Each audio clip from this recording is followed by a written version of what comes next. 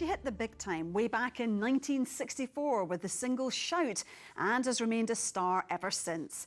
The Scottish music legend Lulu is currently in the middle of her biggest tour yet, with a show featuring her classic hits, new songs and fans' favourites. We'll hear from her in a moment, but first a clip of her in concert.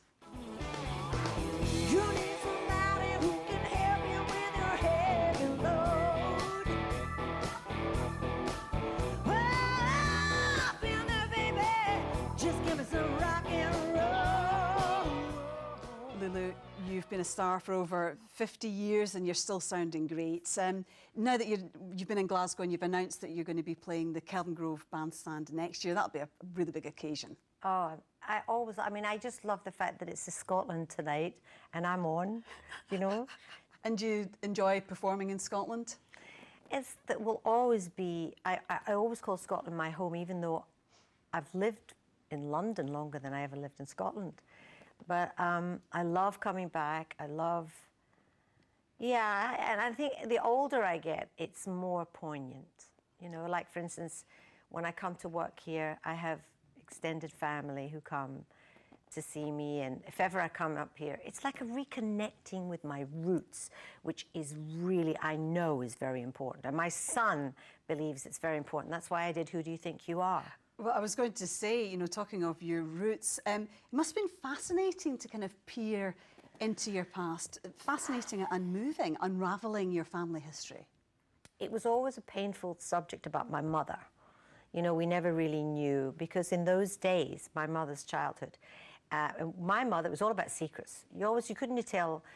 I mean, even though my mum and dad would have a scream and shout and fight, you had to pretend when you went out the door that it never happened. It was all about being secretive, and so we never really knew that my mother was given away. We didn't know she was adopted. We didn't know why she was, out of 7 children, she was the middle child and given away. So my son, who loves Who Do You Think You Are? He doesn't watch a lot of television, but he loves that program, really said to me, "You've got to do it. Maybe we can find something out."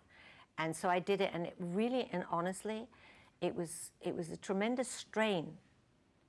I felt over emotional at times and sad, but I think ultimately we got some insight into what happened, and it happened a lot at that time. Sad because of what had happened to the people that had come before? Well, she was given away. She was given away, and they didn't really say what happened to my grandmother, but my feeling is that my grandmother had postnatal depression. They had no money.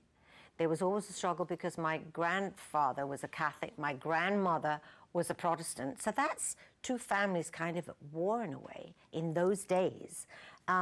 So they had a difficult life. I hated them for 5 minutes, you know. I was like, how dare they? And then they had more children, or why my mother, you know, all that. And then I learned about their circumstances, and then I felt empathy, compassion for them. You broke into the big time when you were only 15. I mean, that's incredibly young. My eldest daughter's 15. You know, she's just a child. Don't let her do it. I know, well, I was Don't let her do it. I would not. Do you think it was too young? In retrospect, do you wish you'd been older? I don't wish anything about the past. But to be so young, what kind of effect do you think that had on you? All I would say, if you want advice, not that you're asking, don't let your daughter start working in the music business at 15. It was too much, was it? I think it's very tough to take, but obviously I am quite tough because I've survived it. And I'm not just tough. I think I'm very blessed. I'm extremely lucky. And you also became a big star in America when you were just 18, when Two Star With Love was a #1 hit for 5 weeks. I mean, phenomenal success over there. I now know what an amazing time that was to be, you know, like, become a big name and successful. But it's difficult because I was thrilled and I was also terrified. But there was something that drove me, and I think it's the music. It still drives me. I'm still touring. I still love what I do. So there's something in me that had to, you know, and I think sometimes it's your destiny, you know? There's choices you have to make. Because, I mean, obviously, I could have, when I cried myself to sleep every night missing my mummy and my daddy, I still didn't say, I want to go home, I'm not going to stay here. I still carried on doing what I was doing. So it's kind of Part of it is a desire and a drive and an ambition that I never knew I had. And part of it is your destiny. And then you have to make choices and you have to be smart. And I was also very lucky to have a fabulous manager, and she was a woman. I mean, you've worked with the biggest and the best. It's very difficult to ask you if you've got any standout memories, because there must be so many. Oh my goodness, yeah. I mean, I think because I see David Bowie seems to be in my head, because people talk about David all the time now. It was an incredible thing to be, well, it was an incredible thing to work with him, because I thought he was cool and I was not cool. So that was an interesting mixture. And then I think, you know, to be able to work with the Beatles, when really all I liked as a child was Black American music. I thought British music was rubbish. I think most people in Glasgow did. English music was rubbish because it was so pale, and it was kind of, you know, it was vanilla. And we copied Americans. But when the Beatles came along, they were influenced, so were the Stones, by the same people I was influenced by. So I think the music is, and for me to meet the Beatles and work with them when I was 15, and also for the Rolling Stones to write a song for me, I mean, it's kind of, I've had an incredible life. And I talk about that when I'm on stage a little bit now. When I was young, I couldn't talk when I was on stage. I just used to sing, sing, sing. Now I sing, sing, sing. But I've got little tidbits from a very colourful, and I have lived a life. And I've been up very high, but I've also been down like most people. You mentioned that you had a female manager in the 60s. How was that significant, and how was that helpful? It was significant, I think, in as much as she took care of me. She was kind of motherly, was she? And also very smart. And she had my back. She had my back all the time.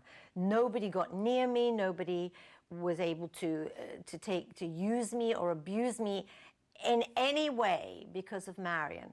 I lived with her mom and dad, and they were Jewish, and I love Jewish people.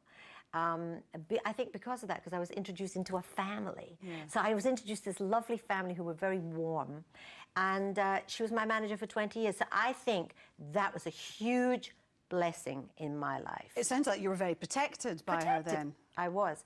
And she guided my career to a point where she made me a household name, but she also helped me to become like a sort of an entertainer. And really, after we split up, I have fought tooth and nail to get back to where I started, which was, it's about the music. My last tour was called It's All About the Music, because that's really what it's always been about.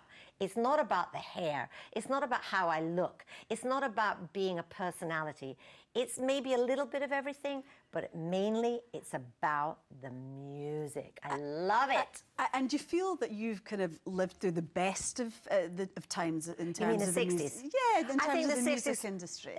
I mean, I think, how could you ever recreate that?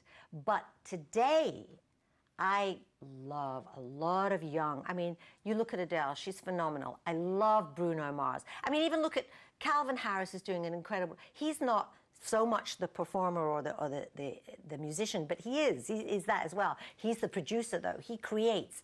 And then, I mean, you think about, I was talking about Paolo Nutini before. I mean, the guy's the real deal. You know, you go back to Jack Bruce and people like that. You know, the Average White Band. Think of Hamish's voice. You know, Alec Harvey. You know, all of us were kind of, I would say Paolo Nutini is in the same, younger, but in the same. Right. And Bruno Mars, I think, is influenced by the same music that I was influenced by and the Beatles were influenced by. But it is a whole different scene now, the music industry. Is it more difficult for people to break through now? Well, I mean, would you envy the kids coming through now? Would you like to be doing it? I don't envy kids doing it today, but you know, if you love something, I would wish for my grandchildren, I mean, for me, it's all about the music and my grandchildren. That's my life today.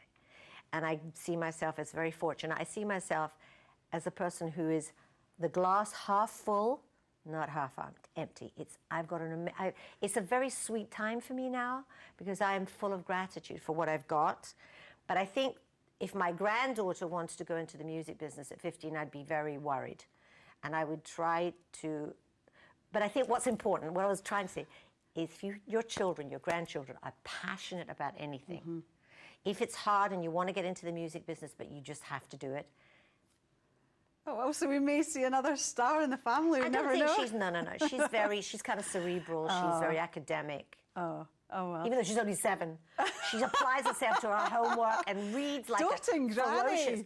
Oh, my God, I love my grandchildren. I love them. Well, it's been such a pleasure to have you on the programme. Pleasure to be here with you. Oh, thanks for coming. I feel I know you. When I met you, I thought, we met, but we haven't. It's just that I've seen you on the telly. Oh, well, thank you so much for coming on Scotland Tonight. Thank you for having me. And that's